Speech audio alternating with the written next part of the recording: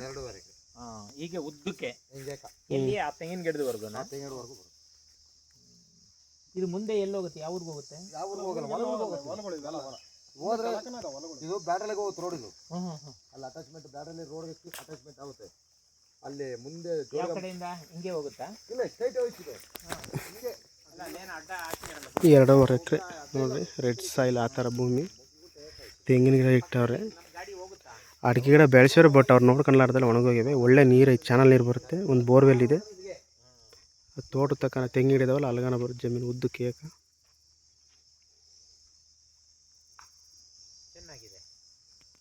2.5 ಎಕರೆ. ಸುತ್ತಮುತ್ತ ಅಡಿಕೆ ತೋಟಗಳು, ಒಳ್ಳೆ ವಾಟರ್ ಸೋರ್ಸ್ ಇರೋಂಥ ಜಾಗ. ವಾಣಿ ವಿಲಾಸ ಸಾಗರದ್ದು ನೀರು ಬರುತ್ತೆ ಇಲ್ಲಿ, ಚಾನಲ್ ನೀರು ನೋಡಿ. ಸುತ್ತಮುತ್ತ ತೋಟ ಎಲ್ಲ ಸುತ್ತಮುತ್ತ ತೋಟ. ಒಳ್ಳೆ ನಾವು ಅಡಿಕೆ ತೋಟ ಮಾಡಬೇಕು ಅಂದ್ರೆ ಒಳ್ಳೆ ಜಾಗ.